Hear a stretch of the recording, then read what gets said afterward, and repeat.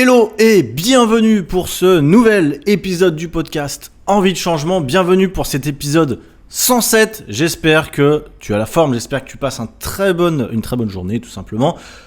Avant qu'on commence, je m'excuse pour l'épisode précédent, le 106, où le son a été d'une piètre qualité. Je m'en excuse, à la base mon micro ne s'est même pas connecté, j'ai dû utiliser un logiciel pour remodifier le son de ma voix, mais ça rendait vraiment pas ouf, donc je m'excuse pour l'épisode précédent, j'ai mis 1 heure à le faire. Et le son était dégueulasse, j'ai eu un peu le seum, donc je l'ai même pas refait. Et du coup, j'ai utilisé un logiciel, j'ai perdu du temps aussi, mais pour refaire le son. Bon, voilà. En tout cas, je suis pas du genre à refaire un épisode, parce que si je refais un épisode, je vais perdre complètement la motivation et la foi de le faire. Donc, je me suis dit, soit je vous le poste pas du tout, soit je vous le poste avec un son un peu moyen. Bon, j'ai pris le pari de le poster avec un son moyen, j'espère que vous aurez appris des choses. Je sais que l'épisode précédent était un peu plus complexe que d'habitude. J'ai des gens qui m'ont fait des retours et c'est normal, ça ne correspond pas à tout le monde. Aujourd'hui, je vous rassure, si vous avez peu d'expérience dans le fitness, dans la perte de poids, dans pas mal de choses, cet épisode est fait pour vous. Clairement, cet épisode est fait pour tout le monde, mais aussi pour les gens qui débutent, pour les gens qui veulent se transformer, pour les gens qui sont en cours de transformation. On est tout le temps en cours de transformation, donc ça fera quand même de bons rappels pour ceux qui ont un peu plus d'expérience, je pense, aujourd'hui. Parce qu'aujourd'hui, on va parler de la pyramide de la perte de poids.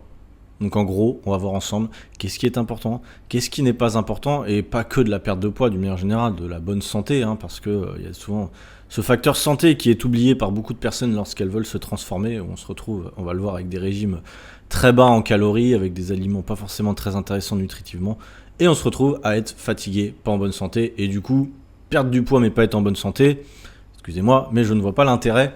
Donc voilà, nous on veut être en bonne santé et perdre du poids de façon saine. C'est l'idée du podcast aujourd'hui. Donc on va voir ensemble cette fameuse pyramide de la perte de poids où justement j'ai classé des choses les moins importantes vers les choses les plus importantes. Donc restez bien jusqu'à la fin du podcast si vous voulez comprendre ce que sont les choses les plus importantes pour votre transformation, évidemment. Mais il y a aussi des choses que je vais même pas mettre dans la pyramide qui sont tellement inutiles, mais je vais quand même en parler au début pour que vous compreniez un petit peu leur importance ou non par rapport à certaines choses. Ça va être très simple. Il y a des choses qu'on entend beaucoup sur les réseaux sociaux, il y a des gens qui vont vous expliquer que c'est la chose la plus importante pour perdre du poids. Je vais prendre un exemple, je me suis préparé tout ça, je vous rassure. Le jeûne intermittent. Est-ce que le jeûne intermittent serait en haut de ma pyramide ou en bas de ma pyramide en termes d'importance ? Je vous rassure, il n'est même pas dans ma pyramide parce que ça n'a pas d'importance. Le jeûne intermittent, pour rappel, c'est ceux qui décalent des repas dans la journée sur une fenêtre de temps. Il y a plusieurs formats. Ça peut être intéressant pour certaines personnes, même pour beaucoup de personnes, ça peut être intéressant de simplement décaler leurs calories. Mais je l'ai déjà dit plusieurs fois, le jeûne intermittent est fait une fois que vous avez prévu de faire un rééquilibrage alimentaire, donc que vous avez amélioré votre alimentation, et ensuite vous pouvez mettre en place un jeûne intermittent. Le problème, c'est que bien souvent les gens considèrent que simplement en faisant un jeûne intermittent sans changer leur alimentation, ils vont avoir des résultats. Oui, potentiellement, parce que tu vas réduire ton apport calorique pendant un certain moment, ou décaler sur la journée, mais la qualité de ton alimentation ne va pas beaucoup changer, et on le verra dans la pyramide, c'est quelque chose quand même de très important. Donc voilà. Il est plus important de se concentrer sur d'autres facteurs qu'on va voir dans cette pyramide que simplement le jeûne intermittent. Vous pouvez le faire, mais ce n'est pas déterminant. Vous pouvez perdre du poids sans faire de jeûne intermittent, c'est ça que je veux vous dire. L'ordre des aliments, pareil, la chrononutrition, des choses comme ça. Manger à telle heure dans la journée ou manger les protéines avant les glucides ou manger vos fruits avant de commencer votre déjeuner, etc. Pas mal de choses qui ont été dites sur ça. Sachez qu'en termes d'importance, c'est très très très minime, voire inexistant. Voilà, concrètement, ceux qui veulent encore une fois... Parce qu'en fait, là je le vois bien en ce moment sur les réseaux, ce qui pop le plus, c'est tous ceux qui sont différents. Je l'ai déjà dit dans l'épisode précédent sur les exercices. Donc ceux qui font des exercices un peu exotiques, c'est ce qui marche le mieux. C'est pareil sur les méthodes alimentaires. Je suis pas mal de monde, je regarde, et ce qui marche le mieux, c'est de faire des diètes hors du commun. Soit des diètes riches en lipides, soit des diètes sans glucides, mais même ça, c'est même plus commun, enfin c'est trop commun, donc du coup c'est même plus tendance, mais ils vont nous ressortir d'autres trucs, ou alors justement trouver l'ordre des aliments, soi-disant que si tu manges tes fruits avant, oulala, ça va tout chambouler, tu vas réduire ta glycémie, machin. Encore une fois, c'est des vendeurs de rêves. Globalement, ça a peu d'impact et je trouve ça, encore une fois, malhonnête de vous faire croire que c'est la révolution. Non, c'est pas la révolution, c'est de la merde. pouvez tester, vous verrez que scientifiquement, c'est des choses qui sont même pas exactes et que l'impact est tellement minime que honnêtement, je me ferais même pas chier avec ça. Bon, voilà. Hors des aliments, pas besoin. Chrononutrition, ça a peu d'impact aussi. Peu d'impact, je dis pas que ça en a pas, mais ça en a peu, donc je vais même pas le mettre dans ma pyramide. Ok. Autre chose que je vais pas mettre dans ma pyramide, l'élimination d'un macronutriment. Un macronutriment, c'est glucides, protéines, lipides. Certains régimes vous proposent de les éliminer. Par exemple, éliminer les glucides. Encore une fois, ça sert à rien, ça va juste réduire votre apport calorique, oui, mais vous n'allez pas tenir très longtemps sur la durée parce que les glucides, c'est la vie. Sans glucides, on s'embête un peu quand même dans la vie. Quand tu vois que 90% des trucs qu'on achète où il y a des glucides dedans, bon, bah écoute, bon courage pour faire un régime sans glucides. Je pense que ta vie va être assez décevante au niveau culinaire si tu manges aucun glucide. Enfin, ou très peu, de toute façon, forcément, dans des sources, même dans les légumes, tu as des glucides. Encore une fois, les glucides, c'est un macronutriment qui est présent dans tous les aliments, dans certaines proportions. Les gens ont toujours tendance à mélanger. La viande, c'est pas des protéines, c'est juste un aliment qui est riche en protéines, mais c'est pas des protéines, d'accord ? Les pâtes, c'est pas des glucides, les pâtes sont des féculents qui sont riches en glucides. Mais il y a aussi un peu de protéines et il y a, 0,01% de lipides, j'en sais, c'est un exemple. Voilà, mais il y a un pourcentage de tous les macronutriments dans chaque aliment, quasiment. Donc voilà, pour info, les jeûnes intermittents, hors des aliments, chrononutrition, élimination des glucides, ça, c'est pas dans la pyramide, on s'en fiche. On va commencer sur notre pyramide du jour. Pyramide qui va être composée de 5 étages. 5 étages, je vais commencer par l'étage le moins important, mais ce qui ne veut pas dire qu'il ne faut pas le faire. Là, je vais rentrer dans des choses potentiellement utiles, mais dans l'ordre d'importance. Et en numéro 5, ça va être les compléments alimentaires. Mon avis a beaucoup évolué sur les compléments alimentaires depuis que j'ai commencé à me former sur plein de choses, même sur les compléments, je me suis formé. Mon avis a beaucoup évolué. J'ai déjà dit dans les premiers épisodes, au début, je disais pas utile, ça sert à rien. Moi-même, j'en prenais pas. Bon, je me suis rendu compte en me formant, les avis évoluent. Je me suis rendu compte quand même que ça avait sa place dans la pyramide. Ça n'a pas sa place tout en haut, contrairement à ce que certains voudraient vous faire croire, mais ça a sa place. Ça, c'est certain que ça a sa place, parce qu'aujourd'hui, dans notre alimentation moderne, nous n'arrivons pas à avoir tous les nutriments nécessaires, et donc, potentiellement, les compléments peuvent vous aider. Nous aider, je suis en train de retrouver mes notes, quelle belle organisation. Hop, je vais le retrouver, voilà. Mais ça peut être un atout, effectivement, quand vous voulez perdre du poids mais être en bonne santé de manière générale, quand vous avez un mode de vie actif, quand vous faites du sport, globalement les sportifs prennent des compléments alimentaires. Tous les sportifs prennent des compléments alimentaires parce qu'il y a un intérêt. Il y a un intérêt réel. Effectivement, ce n'est pas une solution miracle pour perdre du poids. Ce n'est pas corrélé directement à la perte de poids, mais indirectement.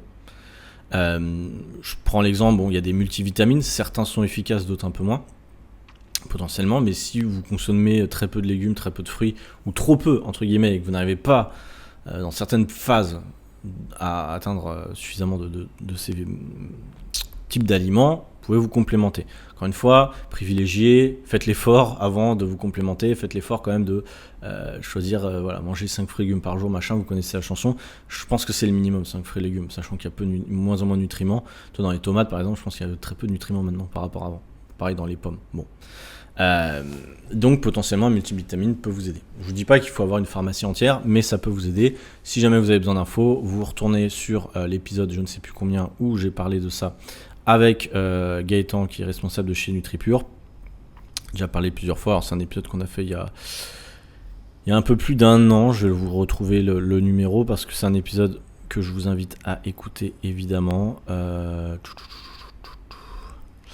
va être vers les épisodes 50 quelque chose. 60. Épisode 60, tout savoir sur les compléments alimentaires avec un pro. Je vous invite à écouter cet épisode. Pour rappel, je le dis, je ne suis pas objectif sur les compléments alimentaires. Je suis partenaire de NutriPure, qui est une marque française de compléments alimentaires basée sur la région de Toulouse, qui selon moi font les meilleurs compléments du marché. Une grosse partie des compléments ou des produits qu'ils font sont d'origine biologique, d'agriculture biologique, pardon, et ils font des produits de qualité peu transformés. C'est une entreprise éthique et vraiment je leur fais confiance. Si jamais vous voulez passer par eux et entre guillemets me récompenser d'écouter le podcast, vous avez mon code promo ClemTrainer où vous aurez 10% lors de votre première commande et j'aurai aussi une part de rémunération légère, hein, mais sur vos commandes, enfin pas sur vos commandes directement, mais en tout cas voilà, en partenariat rémunéré avec NutriPure. Donc voilà, je ne suis pas objectif sur ça, vous faites ce que vous voulez, vous prenez la marque que vous voulez, vous n'êtes pas obligé de prendre de compléments, mais je vous dis mon avis objectif sur ça, après vous faites ce que vous voulez. Bref, les multivitamines ça peut aider. Moi, je sais que là, potentiellement, je n'ai pas accès à NutriPure parce que je suis en Thaïlande, mais dès que je vais rentrer, je vais en recommander, clairement, du multivitamine, ça, c'est super. Parce que on manque de vitamines, de minéraux, globalement, et d'autres nutriments essentiels, malheureusement, avec notre alimentation. Mais ça ne doit pas remplacer, évidemment, un bon rééquilibrage alimentaire. Quand on est sportif aussi, alors c'est pas directement lié à la perte de poids, mais la créatine, moi j'en ai devant les yeux. Pour moi, c'est un complément indispensable quand on est sportif, ou en tout cas quand on fait de la muscu depuis un petit moment. Pourquoi s'en passer ? C'est tellement efficace et utile. Le complément alimentaire le plus étudié scientifiquement, le plus utile pour les performances entre guillemets et avec un peu de distance, la prise de muscle, donc hyper intéressant. Le reste des compléments, bon voilà, je vais en parler après, mais la whey protein j'en parlerai après. Mais c'est important pour les personnes actives, pour la récupération musculaire. Moi je prends aussi du magnésium en ce moment, justement pour la récupération. En fait le magnésium c'est vraiment ultra sous-coté je trouve. Regardez, renseignez-vous, mais le magnésium c'est un truc qui est présent dans le chocolat noir, dans les amandes, etc. mais en petite quantité. Et pour autant c'est ultra intéressant en mode récup. Faites des séances jambes, faites des séances c'est complète, etc. Prenez du magnésium le soir, vous allez voir que ça va vous détendre, vous allez généralement mieux dormir, les gens en tout cas pour ceux qui ça marche mieux, et du coup mieux récupérer, et donc mieux enchaîner derrière, donc c'est quand même plus sympa.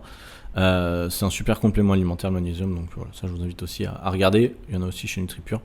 Évidemment, les compléments alimentaires qui sont pas utiles, c'est les brûleurs de graisse, qui sont soi-disant faits pour stimuler le métabolisme et favoriser la perte de graisse. Si vous ne respectez pas les étages qu'on va voir après, 4, 3, 2, 1 de la pyramide, ça sert à rien. Donc il est préférable de se focus sur les étapes qu'on va voir avant de chercher à gagner du temps entre guillemets avec un brûleur de graisse inutile. Bref, les compléments alimentaires, moi je vous conseille magnésium, moi je vous conseille la créatine si vous êtes sportif, je vous conseillerais aussi la whey protein, on va le voir après, et multivitamines potentiellement. Après, ça dépend des cas de chacun. Il y a des gens qui ont des carences dans certains trucs. Vous pouvez aller voir un médecin ou un spécialiste. Ou vous pouvez même chez NutriPure, ils ont des gens chez qui vous pouvez regarder sur leur site, mais ils peuvent vous conseiller sur quels compléments vous pouvez avoir besoin. Encore une fois, ne vous faites pas une pharmacie. Vous n'avez pas besoin d'en prendre 40 000. Ça dépend des périodes de l'année, ça dépend de pas mal de choses. Mais il y a des incontournables. Et voilà un petit peu la liste rapide des incontournables. Bref, on va passer à l'étage suivant. Quel est l'étage suivant ? Donc là, on a fait le numéro 5. Numéro 4. Ah oui, je vais dans l'ordre décroissant, t'as compris. Les protéines, oui, c'est important. Les protéines, on le dit à chaque fois, mais vous ne comprenez pas pourquoi c'est important. Du coup, on va le répéter. C'est un élément essentiel pour la santé globale et la composition corporelle. Les protéines, en fait, elles sont constituées d'acides aminés. Et ce sont les éléments constitutifs de base des tissus musculaires, des os, de la peau et d'autres parties du corps. L'apport en protéines est crucial pour maintenir la masse musculaire, favoriser la récupération après l'exercice et réguler l'appétit. Donc en gros, là je vous ai lu un truc, mais en gros, effectivement, on va le voir quand vous faites un déficit calorique. On va le voir après, c'est un des étages, t'as compris. Bref, pas idiot. Quand tu es en déficit calorique, ce que tu veux, c'est perdre du gras. Et tu veux maintenir ta masse musculaire.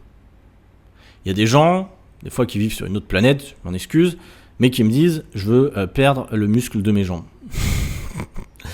En réalité, ce que tu veux, c'est perdre le gras de tes jambes, c'est juste que tu as l'impression que tu es ultra musclé des jambes. Personne n'est naturellement ultra musclé des jambes, c'est juste que vous ne savez pas déceler le gras du muscle sur vos jambes. C'est pas parce que c'est dur, forcément, que c'est que du muscle. En fait, en réalité, des fois, c'est tout simplement vous êtes très gras au niveau des jambes, vous stockez du gras, et vous pensez que vous êtes juste musclé. Non.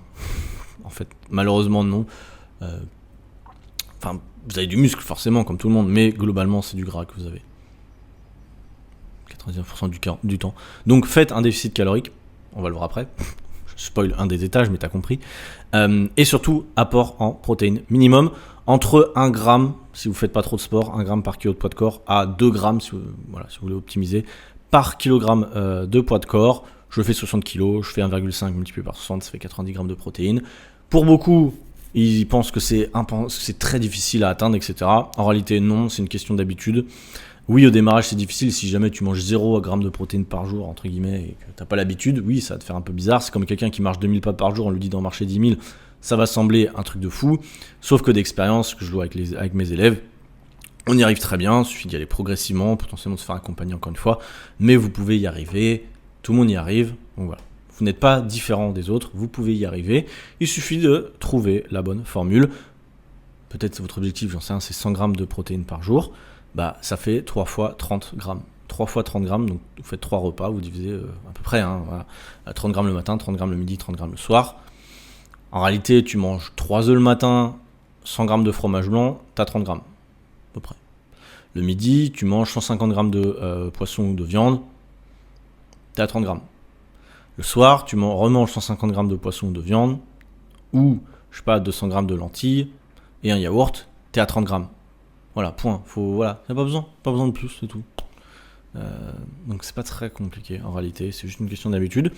Et en fait, quand on fait beaucoup de sport, ça va soutenir la récupération musculaire et la croissance musculaire globalement. Quand vous faites du renfort ou un peu de cardio, etc., la course à pied, il faut de la protéine. Il faut un apport en protéines suffisant, vous avez compris.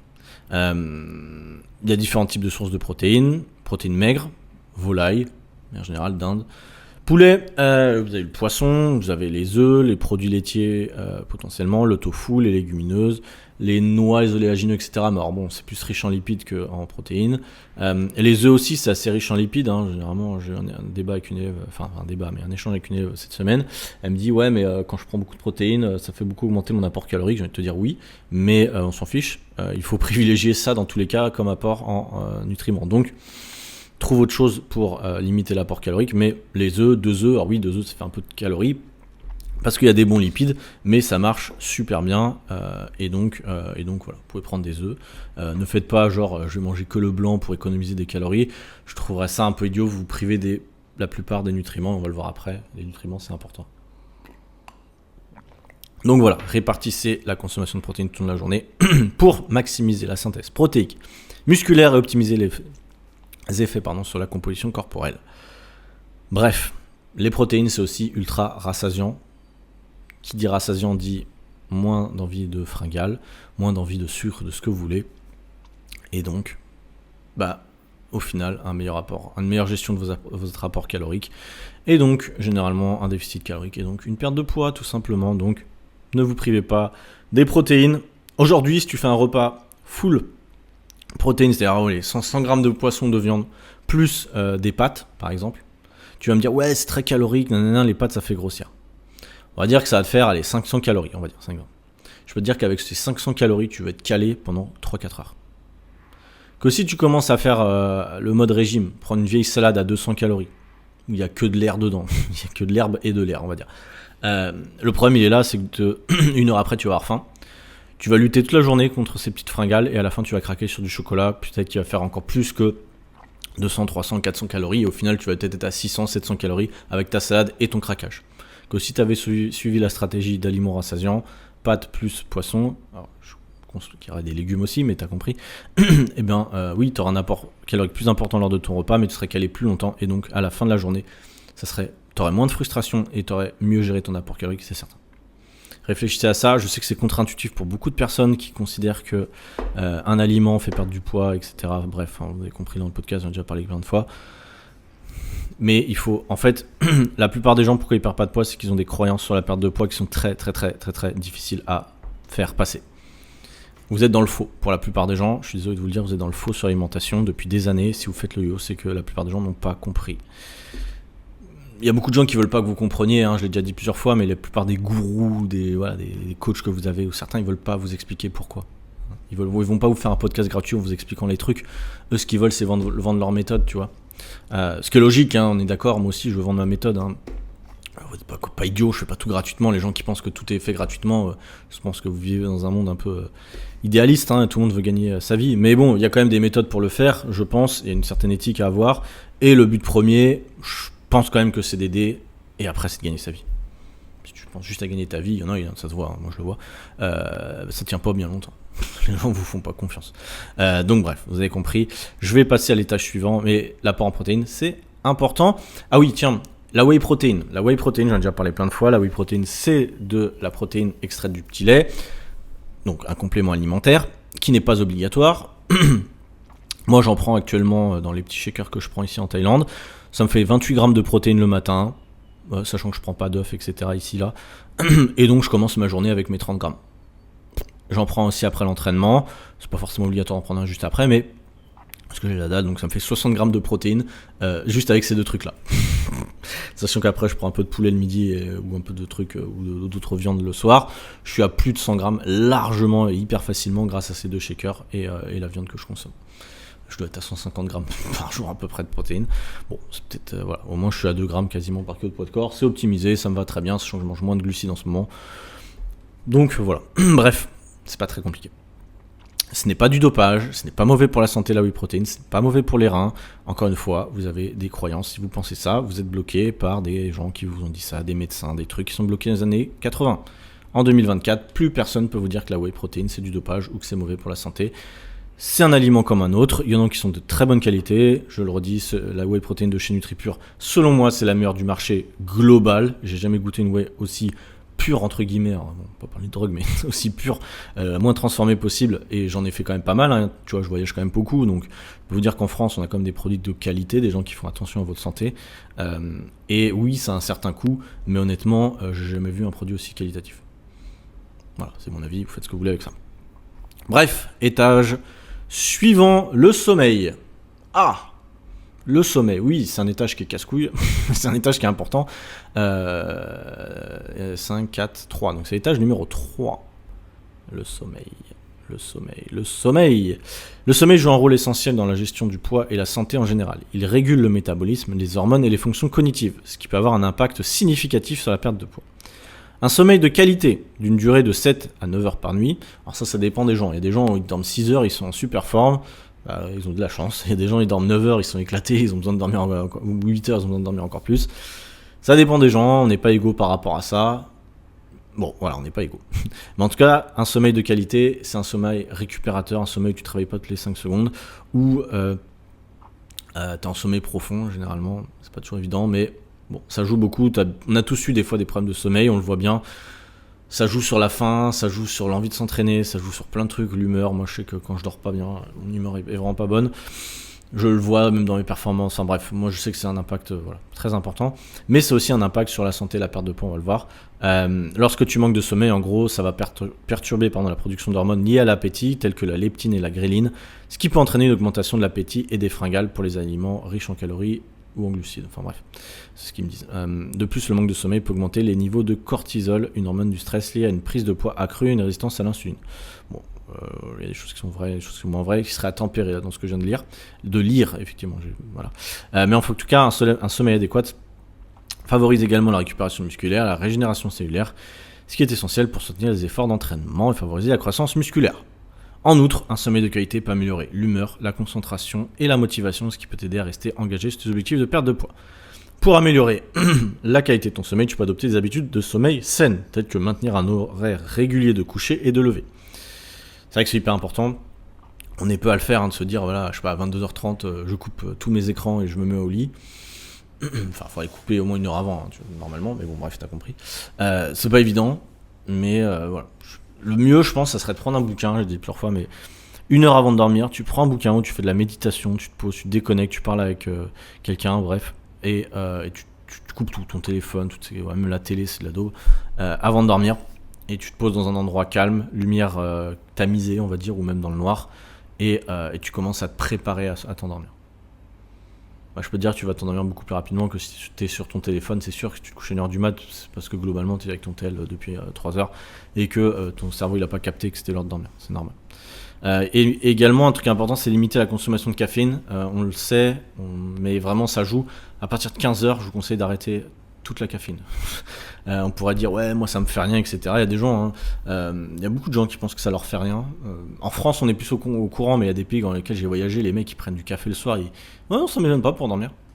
En fait c'est pas ça te gêne pas, c'est que t'as pas le choix, ça te gêne en fait. C'est pas toi qui décides, c'est ton sommeil est forcément moins récupérateur quand t'as la masse de caféine dans le sang.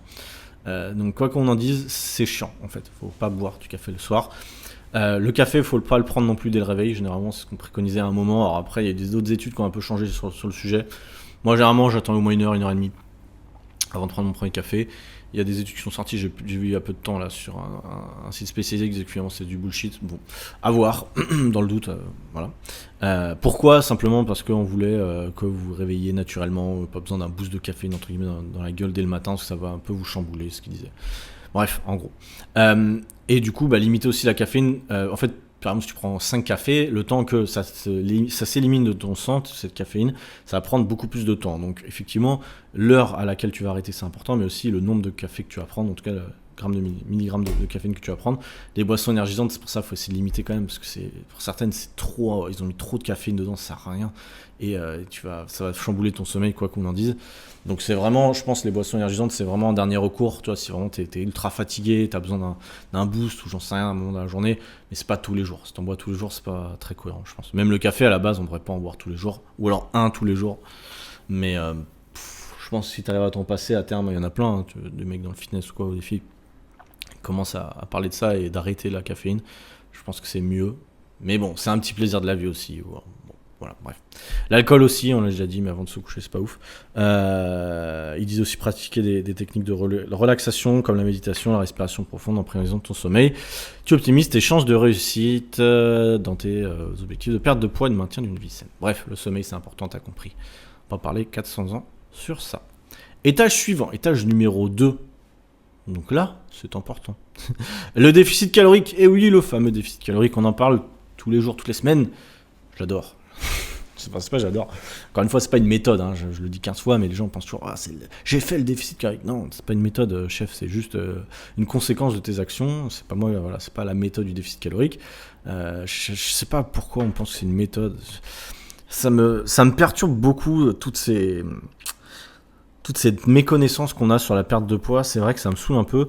Ça serait tellement simple si à l'école on nous foutait 2-3 cours sur ça, nous expliquer le principe de balance énergétique, comment perdre du poids, etc. Je pense que on éviterait bien des problèmes, mais je ne sais pas encore pourquoi on nous apprend à disséquer un ver de terre en SVT et pourquoi on nous apprend pas comment ça marche la perte de poids. J'avoue que là, ça restera un mystère de ma vie. Je ne sais pas. Je ne sais pas pourquoi on nous apprend pas à bien gérer notre santé dès l'école.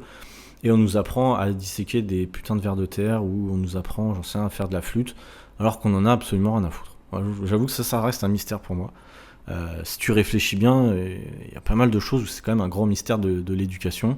On nous apprend pas à gérer notre argent, on nous apprend pas à investir, on nous apprend pas à investir sur nous, on nous apprend pas à bien manger, on nous apprend pas à bien faire du sport correctement, on nous apprend juste à courir comme j'ai dit une fois ou à faire du volley, mais on nous apprend pas à faire du renforcement ou même du yoga, j'en sais rien, du stretching, de la relaxation. En fait, on nous apprend vraiment des trucs inutiles et on est obligé de se former par soi-même derrière. Et c'est ça où, en fait, moi, je vois la différence entre certaines personnes. T'as les gens qui ont continué à se former, à apprendre des choses après qu'ils aient quitté l'école. Et il y a des gens qui ont strictement rien appris depuis l'école. Qui sont restés dans leur bulle, qui ont joué aux jeux vidéo, qui ont regardé la télé-réalité et qui, du coup, se plaignent de ne pas avoir la vie qu'ils veulent avoir. Je suis désolé, mais il y a des gens qui se sont bougés le cul, qui sont auto-formés, qui sont sortis de leur zone de confort pour apprendre des choses. Je suis pas parfait, moi aussi j'ai envie d'apprendre plein de trucs et je le fais pas, mais il y a quand même des trucs de base et si vous écoutez le podcast, je pense que vous êtes en mode formation et du coup ce que je vous dis c'est cohérent, je pense que vous vous sentez pas visé quand je vous dis que vous apprenez rien. Si vous écoutez le podcast, c'est que vous apprenez des choses. Donc vous n'êtes pas concerné par ce que je viens de dire, mais dans votre entourage vous voyez certainement des gens qui stagnent dans leur vie parce qu'en fait ils apprennent rien, ils font toujours la même chose. Et du coup forcément tu peux pas évoluer. Tu peux pas évoluer parce que les bases qu'on nous a apprises, elles sont pas nécessaires dans la vie à l'école. Surtout qu'on a déjà oublié les 3 quarts des trucs. On a appris Napoléon, c'est super. Oui, il faut un peu d'histoire, mais encore une fois, tu sais, il y a plein de trucs qu'on sait pas faire, putain. Bref, ça me saoule. Le déficit calorique, j'ai pas envie de le réexpliquer 15 fois. J'avoue que je suis un peu fatigué. Ça fait 3 ans que je l'explique à tout le monde. Et tu vois, je suis comme un vieux prof, tu vois, alors que ça fait que 3 ans. Mais en fait, je comprends pourquoi des fois, t'as des vieux profs qui sont un peu saoulés de répéter 15 fois la même chose. C'est pas évident, hein. C'est vraiment pas évident de répéter tout le temps la même chose. la balance énergétique, etc. Parce qu'il y a toujours des gens qui ne comprennent pas. Ce qui est normal, hein, je ne jette pas la pierre, mais c'est vrai que c'est... voilà, c'est une piste de réflexion, mais c'est vrai que c'est pas évident de l'expliquer à chaque fois. Et c'est pour ça qu'il y a aussi beaucoup de gens qui lâchent l'affaire et qui arrêtent de l'expliquer. Mais bon, bref, moi je suis là pour les expliquer. La balance énergétique, c'est entre ce que tu vas consommer et ce que tu vas dépenser dans la journée. Encore une fois, dans ce que tu vas dépenser, il y a ton métabolisme de base, il y a toutes les actions que tu vas faire. Donc, métabolisme de base, c'est juste faire fonctionner tes organes. Toutes les actions que tu vas faire, la vaisselle, le ménage, ce que tu veux, faire un podcast, bref, tu dépenses des calories. Donc, il n'y a pas que le sport qui fait dépenser des calories. Et versus ce que tu vas consommer. Et donc, il faut que tu dépenses plus de calories que tu vas en consommer. Point. C'est la base pour perdre du poids. C'est tout, c'est la base. Si tu n'es pas en déficit calorique, tu ne perdras pas de poids. Maintenant, on va le voir, c'est dans l'étage numéro 2. Je ne l'ai pas mis dans l'étage numéro 1 parce qu'il y a un truc plus important que ça, encore. Donc reste bien jusqu'à la fin. Et pour créer ce fameux déficit, tu peux soit augmenter ton activité physique, marcher un peu plus ou faire plus de sport, ou réduire ton apport calorique, ou bien combiner les deux. Combiner les deux, c'est ce qu'il y a de plus puissant. Nous, avec nos élèves dans le programme, ils marchent davantage, ils font plus de sport, ou en tout cas, ils font du sport plus cohérent. Et on réduit on réduit leur apport calorique. Ce qui ne veut pas dire qu'il ou elle mange moins, généralement il ou elle mange plus, mais avec des aliments différents. Et ça, on va le voir dans l'étage numéro 1. Bref. Qu'est-ce que je voulais dire autrement ? Bon, après le reste, ça va spoiler l'étage numéro 1, donc voilà. L'idée, c'est vraiment déficit calorique. Tu as mon calculateur de calories pour savoir quel est ton objectif si jamais. J'ai déjà parlé dans plein d'épisodes. Tu as le lien dans ma bio. L'étage numéro 1, messieurs, dames, très très très important, on le sait, mais c'est sous-coté et je vais vous donner un exemple. D'ailleurs, je vais rouvrir mon WhatsApp parce que j'ai reçu un message, j'ai discuté hier avec mon élève, que je ne vais pas citer, il s'appelle FX, voilà, je l'ai cité, je ne sais pas s'il écoute le podcast, mais bon bref, il s'appelle FX, c'est un élève que j'accompagne depuis, depuis un petit moment, et hier il m'a donné une bonne nouvelle et j'ai souhaité vous la partager juste après. Bref, je vous le partagerai aussi en story. L'alimentation non transformée, c'est l'étage numéro 1. L'alimentation de qualité, c'est l'étage numéro 1. Ça implique de choisir des aliments dans leur forme la plus naturelle possible avec un minimum de transformation industrielle. Cela comprend des aliments entiers comme des fruits, des légumes, des grains entiers, les protéines maigres et les graisses saines. Les fruits et les légumes fournissent une variété de vitamines, de minéraux, de fibres et d'antioxydants essentiels pour la santé. Les grains entiers, comme le quinoa, l'avoine, sont riches en fibres et en glucides complexes, ce qui favorise la satiété et la régulation de la glycémie. Bon, la régulation de la glycémie, pour le coup, ça, on ne va pas en parler. Les protéines maigres, tels que le poulet, le poisson, les produits laitiers faibles en matière grasse, fournissent des acides aminés essentiels pour la croissance musculaire et la récupération. Les graisses saines, comme celles présentes dans les avocats, les noix, les graines, sont riches en acides gras insaturés, bénéfiques pour la santé cardiaque et le métabolisme. Privilégier une alimentation non transformée peut aider à réduire la consommation de calories vides et de sucres ajoutés présents dans les aliments transformés, tout en fournissant une variété de nutriments essentiels pour la santé et le bien-être global. La densité calorique plus faible de ces aliments peut également favoriser une perte de poids en permettant de manger plus de volume alimentaire tout en consommant moins de calories. C'est la clé, c'est le plus important, c'est manger des aliments moins transformés. Vous aurez des résultats sur votre perte de poids. Vous aurez moins besoin de calculer vos calories et vous serez en meilleure santé.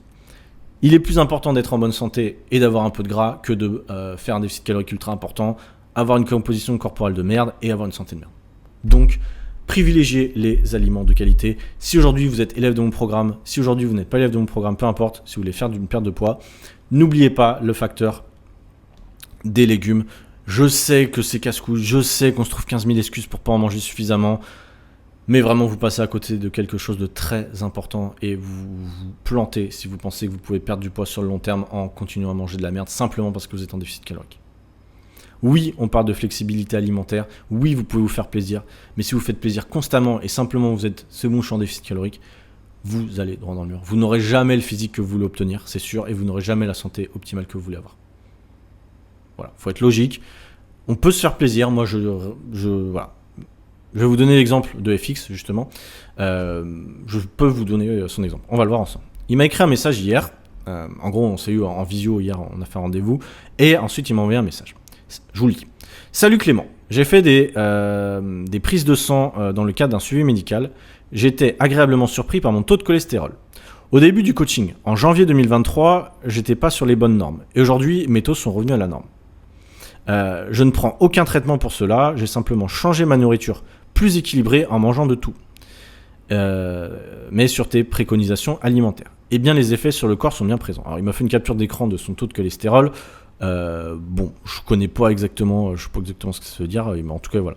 Cholestérol total, triglycérides, cholestérol HDL et LDL. Alors je sais plus exactement, ça je l'ai appris à un moment mais j'ai oublié. Mais en tout cas, ces taux sont revenus à quelqu'un en très bonne santé, ce qui n'était pas le cas avant. Et pour autant, et je vais vous montrer, enfin je vais pas vous montrer, je vais vous lire, vous me faites confiance ou pas, je vais vous montrer une journée type. Et parce que hier en discutant avec lui, je me suis dit tiens, je vais en parler dans le podcast, comme ça va peut-être faire évoluer un peu les mentalités sur certains trucs.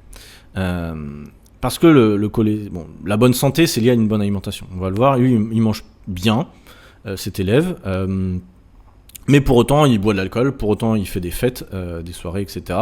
Donc c'est pas parfait, vous voyez, c'est pas il mange parfaitement tout le temps, etc. C'est pas le cas. Mais pour autant, en tout cas en termes de prise de sang sur le cholestérol, c'était beaucoup mieux. Comment il a fait ? Il a mangé plus de légumes, plus de fruits, il fait plus de sport qu'avant, il est plus actif. Voilà, ça c'est important. Et surtout, un point qui est important, parce qu'il y a beaucoup de gens qui lient le cholestérol avec le gras, qui pensent qu'il faut arrêter tous les œufs, le beurre, etc., ce que c'est cholestérol. Je vais vous donner un exemple de sa journée. J'avais trouvé ça intéressant. Je crois que c'était mardi. Voilà, sa journée, elle est là. Donc il a un objectif de 2000 calories. FX, c'est pas très grand. Je sais plus quelle taille il fait. Il n'a pas une dépense calorique de malade. Il marche pas non plus 10 000 pas par jour. Mais voilà, il fait aujourd'hui 3 séances de sport à la salle. Avant, il était à la maison. Il est passé à la salle il y a peu de temps. Il prend beaucoup de plaisir d'ailleurs avec ses entraînements à la salle. C'est cool. Et bref, sa journée elle commence avec une banane. Donc on parle de fruits et légumes. Un fromage blanc 0%. Protéines. Apport en protéines. Il y a une autre banane qui a été foutue dans le petit déjeuner. Peut-être 2 bananes, j'en sais rien. Un café noir sans sucre. 5 amandes, donc une bonne source de lipides, et des flocons d'avoine. Flocons d'avoine, c'est plutôt intéressant, bonne source de fibres et de glucides, donc top. Il arrive à 529 calories, 83 grammes de glucides et 20 grammes de protéines. Ok. Petit déjeuner cohérent, attention, tu peux le faire pareil, mais c'est simplement une idée. Il y a des fruits, des glucides, il y a à peu près tout ce qu'il faut. Protéines, nickel. 529 calories, si t'es une femme et que tu fais 1m50 et que tu marches 2000 pas par jour, ça va te prendre déjà un tiers de tes calories. Donc bon, voilà, faut peut-être réduire un petit peu, mais t'as compris. Déjeuner, il a pris du poulet rôti, pommes de terre grenaille, haricots verts et un verre de vin rouge. Total calorique, 871 calories, 29 grammes de protéines. Bon, c'est plutôt cohérent, je vous dis pas qu'il faut boire du vin rouge, mais c'est son style de vie, c'est comme ça. Et on ne lui a jamais dit d'arrêter. Pour autant, je vous dis, en mangeant des trucs comme ça, il arrive à avoir de bons résultats. Dîner, poulet au curry et des pâtes. Bon, il manque un peu de légumes, je lui ai dit hier, mais au moins il a des légumes le midi et il a des fruits le matin. Bon, c'est plutôt cohérent. 671 calories, ça a mis, bon, en vrai l'apport en protéines là, c'était un peu faussé sur MyFitnessPal, mais il doit être à 40 grammes. Donc en gros, il doit être à peu près 100 grammes sur la journée. 40 plus 30, 70 plus 20, 90. Bon, il a à peu près 90 grammes de protéines sur sa journée, rien qu'en faisant ça. Il mange des œufs. Attends, où est-ce que c'était ? Ah ouais, c'était sur la journée du mercredi. Il a mangé un œuf au plat et il y avait du beurre aussi. Il mange des avocats, il mange de l'huile d'olive. Bref, il a un apport en lipides conséquent. Il faut 1 gramme de lipides par kilo poids de corps à peu près. Et pour autant, son taux de cholestérol a baissé. J'ai un autre élève, Abdou aussi, qui, je sais pas si écoute le podcast, bref, qui mange de mieux en mieux. Voilà, on a fait un gros travail sur ça aussi. Là, il sort du ramadan, donc voilà, l'alimentation a un peu évolué. Et il mange de plus en plus de fruits et de légumes, et il commence à comprendre aussi l'impact. Il commence à voir des résultats, rien qu'en faisant ça. Vous le savez tous, mais ne mangez pas que des légumes, que des fruits tout le temps, parce que c'est très difficile à tenir, parce que c'est un peu cher, c'est un peu chiant, voilà, il y en a qui arrivent, il y en a qui mangent beaucoup de fruits et légumes parce qu'ils ont pris l'habitude tout petit et c'est très bien. Le problème, c'est que nous, on a été, pour la plupart, éduqués, on ne mange pas énormément de fruits et légumes. Ça dépend des gens, hein, je dirais. Maintenant, je vous le dis un truc, à la base, moi, j'aime pas les fruits et les légumes. À la base, c'est jamais été trop mon truc. J'ai appris à aimer. Je pense que vous pouvez encore apprendre à aimer si jamais vous avez quelques a priori. Il y a forcément des fruits que vous aimez, il y a forcément des légumes que vous aimez. Ceux qui me disent j'aime rien, je l'ai déjà dit plusieurs fois, mais honnêtement, remettez-vous en question, faut arrêter. Voilà. Vous trouverez forcément, vous trouvez des soupes, vous trouvez une astuce, mais c'est pas possible d'être en bonne santé sans manger des fruits et des légumes. C'est pas le multivitamine que je vous ai dit dans l'étage numéro 5 qui va compléter, qui va vous remplacer tout ça. Voilà. Donc c'est hyper important, et vous aurez des meilleurs résultats aussi si vous faites des prises de sang sur plein de trucs. Vous vous sentez plus énergique, mieux dans votre peau. Bref, c'est l'étage numéro 1. Avant de commencer quoi que ce soit, faites un rééquilibrage alimentaire. Ensuite, vous pouvez calculer vos calories, assurez-vous d'être en déficit calorique, évidemment. Ensuite, le sommeil. Enfin, vous pouvez le faire en simultané, ça, essayez de l'optimiser. Ensuite, numéro 4, l'apport en protéines. Ça vient juste après, d'accord ? Et, parce que l'apport protéines, oui, il y a des gens, c'est très important, mais c'est pas non plus le plus important. Donc c'est pour ça que je vous le dis, si vous n'êtes pas à 1,5 g par kilo de poids de corps, je vous disais, ils sont un peu moins, tu vas t'en sortir. Si tu manges globalement bien, si tu respectes l'étage numéro 1, tu vas t'en sortir. Et enfin, les compléments alimentaires, ça vient après. Moi, je le conseille à mes élèves, mais pas tout de suite, généralement. Dans les premiers mois de l'accompagnement, je leur demande jamais de prendre de compléments alimentaires. Ceux qui veulent en prendre, ils en prennent. Mais sinon, on voit en fonction de comment ils ont mis en place leurs habitudes et s'il y a besoin d'optimiser. Bref, mais voilà. C'est tout. C'est tout ce qu'il y a à mettre en place. C'est ça la pyramide de la perte de poids. Beaucoup blablaté, mais bref. T'as compris, il n'y a que ça à mettre en place. Pas plus, pas moins. Alors, il y a aussi le sport, etc. Mais j'ai déjà fait 15 000 épisodes, notamment les derniers sur le sport. Donc voilà, oui, c'est important. Mais voilà, les 5 étages de la perte de poids et de la bonne santé, c'est tout ce que tu as à mettre en place.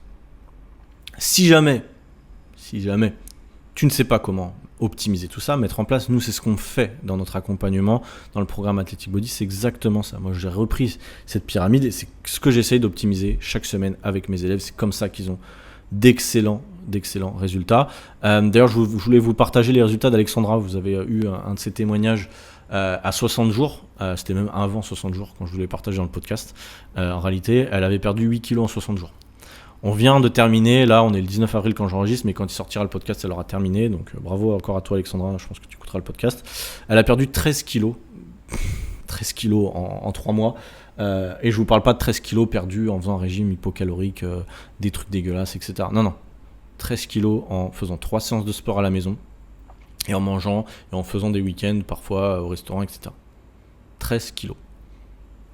Ça a été le cas de mon élève Alexis, ça a été le cas de mon élève Rémi, ça a été le cas d'autres élèves. Je dis pas qu'il faut tous perdre 13 kilos en 3 mois, hein, ça dépend d'où vous partez. Encore une fois, ne vous comparez pas. Il y a des gens qui perdent que 5 kilos ou même que 3 kilos en 3 mois, mais ça dépend d'où vous partez. Donc vraiment, ça je vous dis, c'est super important, ne vous comparez pas aux autres, mais juste que vous dire que pour le coup, elle a tout respecté. Elle a rentré tous ses aliments dans MyFitnessPal, je l'ai suivi toutes les semaines, elle a fait toutes ses séances, elle a optimisé son sommeil globalement, elle a optimisé son apport en protéines, elle a suivi toutes ces étapes-là et elle a eu des résultats. Point. Pas plus, pas moins. C'était pas son métabolisme qui était bloqué, c'était pas sa génétique, c'était juste qu'avant, elle n'avait pas les habitudes qui étaient cohérentes. On a simplement mis en place des choses qu'elle tient sur le long terme. Et du coup, on va repartir sur une saison numéro 2 pour optimiser son évolution. Là, on va partir sur un programme sportif un peu plus renforcement avec des haltères, etc. Parce qu'aujourd'hui, elle était que avec des élastiques, entre guillemets. Donc, tu vois que c'est possible. Moi, j'ai des tonnes d'exemples d'élèves qui ont réussi à se transformer en respectant cette pyramide, donc c'est possible. Et je te disais, si jamais ça t'intéresse, tu m'envoies un message sur Instagram, réfléchis à ça, si tu as besoin qu'on fasse un appel bilan, on voit ensemble. Il y a forcément un des points dans ces 5 étages de la pyramide que tu ne respectes pas et qui font que tu es bloqué, si jamais c'est ton cas, et on va voir ensemble comment on peut débloquer tout ça. Bref, j'espère que cet épisode t'a plu. Je vais vous laisser sur ça, il n'y aura pas de témoignage aujourd'hui, je vais en enregistrer de nouveaux, enfin j'en ai d'autres, hein, mais je vais voir si je vous en remets, peut-être pas vous en mettre toutes les semaines, parce que c'est vrai que ça fait peut-être un peu long comme épisode de podcast à chaque fois. Vous en mettrez peut-être des fois, vous me direz, si jamais ça vous intéresse. J'en ai encore plein en réalité à vous partager, mais bon, je ne veux pas non plus trop en mettre, je vais en mettre de temps en temps. Bref, j'espère que cet épisode vous a plu, t'a plu. J'ai aucune idée de quoi, qu'est-ce qu'on va parler la prochaine fois, hein. J'avoue que j'en sais rien. Bref, en tout cas, si l'épisode t'a plu, tu peux me laisser 5 étoiles sur Spotify, sur Apple Podcast, me laisser un petit commentaire sur Apple Podcast ou sur YouTube si tu regardes ça sur YouTube. Hello. Tu peux mettre un petit commentaire, ça fait toujours plaisir. S'il y a des épisodes ou des sujets que tu voudrais que j'aborde que je n'ai pas encore abordé, je pense que j'ai déjà tout abordé. En réalité, quasiment, en tout cas sur ce que je savais. Il y a peut-être des choses que je ne sais pas et que tu voudrais que j'aborde. Du coup, à ce moment-là, je vais étudier la question ou inviter quelqu'un qui est expert. Comme ça, on pourra avancer sur ce sujet-là. Donc n'hésitez pas si vous avez des idées d'épisodes, hein, c'est toujours important, je le redis. Les podcasts, il est fait pour tout le monde, donc j'ai besoin d'avoir vos retours pour vous aider au maximum par rapport à ça. Je te souhaite un très bon début de journée ou fin de journée comme d'hab, et je te dis à la semaine prochaine si tout va bien. Ciao, bye.